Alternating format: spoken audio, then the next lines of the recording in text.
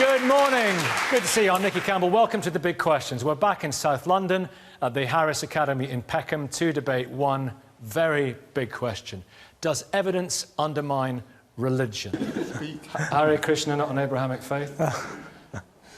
How are you finding this? All right, so there's quite angry stuff going on here, isn't it? The key point is that the Hindu philosophy, which is underpinned by the teachings of the Veda, when we look at the word Veda itself, it means conclusion of knowledge. And within these Vedic texts that were written 5,000 years ago, ये है विष्णु दास, एक British Hindu और London के हरे Krishna temple का पुजारी, जिसने London में हुई बीबीसी की रिलीजियस डिबेट में जाकर वो कर दिखाया जिसको करने के लिए सनातन धर्म के वेदों और उपनिषदों का गहराई से ज्ञान होना बहुत ही जरूरी है। बीबीसी की इस रिलीजियस डिबेट में सभी रिलीजन के स्कॉलर्स बुलाए गए थे धर्म और विज्ञान पर अपने अपने रिलीजन के विचार रखने के लिए और ये बताने के लिए कि किसका रिलीजन विज्ञान के आंकड़ों पर खरा उतरता है और कौन से रिलीजन में आज भी ज्यादा साइंटिफिक रिचुअल्स और फैक्ट्स हैं। इसलिए यहाँ इस डिबेट में सनातन को एक साइंटिफिक रिलीजन के तौर पर प्राउडली रिप्रेजेंट करने के लिए मौजूद थे विष्णु दास, जो लंदन के एक बहुत ही फेमस हिंदू पुजारी हैं, जो सनातन के वेदों का संस्कृत में गहराई से ज्ञान रखते हैं। और इस डिबेट में लंदन के ऐसे साइंटिस्ट भी मौजूद थे जो मानते थे कि रिलीजन और साइंस दूर दूर तक कोई संबंध नहीं रखते हैं। और इसलिए इस डिबेट का टाइटल रखा गया डज एविडेंस अंडरमाइन रिलीजन, यानी कि क्या विज्ञान के प्रमाण धर्म और मजहबों को कमजोर बनाते हैं। लेकिन दोस्तों, बीबीसी के द्वारा की गई इस रिलीजियस डिबेट में जब क्रिश्चियंस और मुस्लिम्स के साथ साथ सभी मजहबों के स्कॉलर्स ये मानने के लिए तैयार बैठे थे कि हाँ, सच में साइंस और रिलीजन का दूर दूर तक कोई संबंध नहीं है, तो तभी विष्णु दास को बोलने का मौका दिया गया और इन्होंने बीबीसी की इस धार्मिक सभा में वेदों और साइंस के बीच ऐसी समानताओं की बहुत ही सुंदर तरीके से व्याख्या की जिनके बारे में शायद ही आज से पहले कभी आपने सुना होगा कि सनातन के वेदों में ऐसी साइंटिफिक थ्योरीज भी एग्जिस्ट करती है और साथ में ही सनातन धर्म को एक साइंटिफिक और यूनिवर्सल रिलीजियन के रूप में गर्व से रिप्रेजेंट किया। When we look at the word Veda itself, it means conclusion of knowledge. And within these Vedic texts that were written 5,000 years ago, they make reference to concepts such as embryology, such as the structure of the universe, such as atomic structure.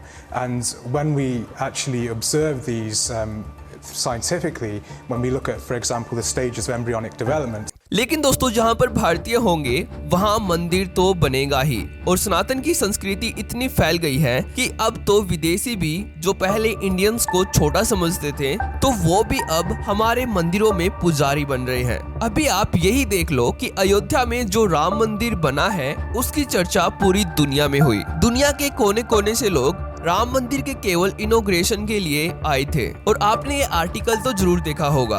तो इस article के according Ayodhya में राम मंदिर की prediction 2017 में ही एक astrologer ने कर दी थी, which is 2 years before supreme court के फैसले से कि 2024 के जनवरी में राम मंदिर बन जाएगा। मतलब कि सुपर शॉकिंग कि किसी को 2 साल पहले ही पता था कि कब क्या होगा।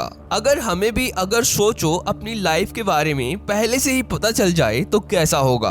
अब मुझे रिसेंटली इस ऐप के बारे में पता चला जिसका नाम है एस्ट्रोटॉक। यहाँ तुम किसी भी एस्ट्रोलॉजर से बात कर सकते हो, अपनी कोई भी प्रॉब्लम बता सकते हो या फिर किसी भी डाउट का सोल्यूशन पा सकते हो। अब देख लो, डाउट सबको होते हैं। कोई 30-30, 40-40 इंटरव्यूज देकर घर में निराश होकर बैठ जाता है, जॉब ही नहीं लगती, किसी का सालों से इंक्रीमेंट नहीं होता और ये भी छोड़ो, जब कोई रिलेशनशिप में आता है या फिर होता है तो वो बस यही सोचता है कि ये रिलेशनशिप लॉन्ग टर्म तक चलेगा या फिर नहीं। और जो सिंगल है वो बस ये सोचते हैं कि कब उनकी लाइफ सेटल हो पाएगी और कब वे अच्छे रिलेशनशिप में आएंगे। तो ये सब प्रश्न आप एस्ट्रोटॉक पर आसानी से पूछ सकते हो। तो एस्ट्रोटॉक ऐप का डाउनलोड लिंक आपको वीडियो के डिस्क्रिप्शन बॉक्स में मिल जाएगा वहाँ से डाउनलोड कर लो। और हाँ, मेरे लिंक से फर्स्ट सेट बिल्कुल फ्री है, तो एस्ट्रोटॉक ऐप डाउनलोड करना बिल्कुल भी मत भूलना। तो चलिए अब बढ़ते हैं वीडियो में आगे। तो दोस्तों बेसिकली इस वीडियो में विष्णु दास अब्राहमिक फेथ और नॉन रिलीजियस साइंटिस्ट के बीच में ये बता रहे हैं कि कैसे सनातन के वेदों में बायोलॉजी से लेकर कॉस्मोलॉजी के एविडेंसेस मौजूद है। तो जब बीबीसी का ये होस्ट विष्णु दास को ये पूछता है कि हरे कृष्ण एक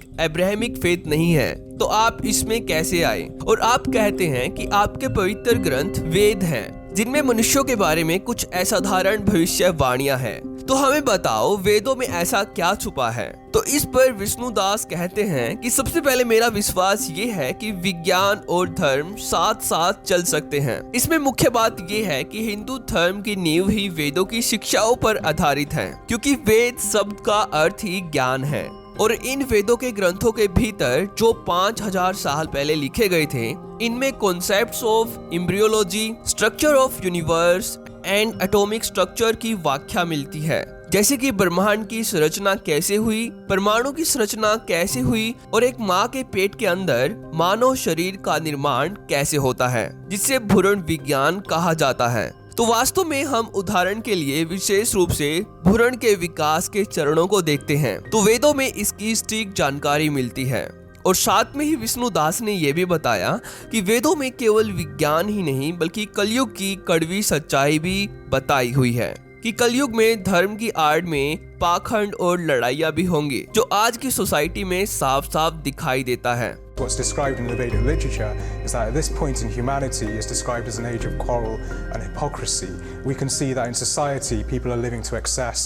We can see that within society there's an obesity epidemic. We can see that there are so many issues with today's society. लेकिन केवल इतना ही नहीं, ये तो बस एक ट्रेलर था। कहानी में मजा तो तब आया जब क्रिश्चियनिटी को ज्यादा साइंटिफिक और बड़ा बता रहे थे और मुस्लिम्स इस्लाम को मोर साइंटिफिक और बड़ा बता रहे थे। तो तभी विष्णु दास ने बहुत ही गहराई के साथ ये बताया कि वेदों में माँ के पेट में एक बच्चे के शरीर का निर्माण कैसे होता है। केवल यही नहीं बताया गया बल्कि ये भी बताया गया है कि 9 महीने के समय अंतराल में कब बच्चे का सिर बनता है, कब बच्चे के हाथ पैर बनते हैं और कब किडनीज का निर्माण होता है। मतलब कि वेदों में एक एक चीज का बहुत ही गहराई के साथ वर्णन मिलता है।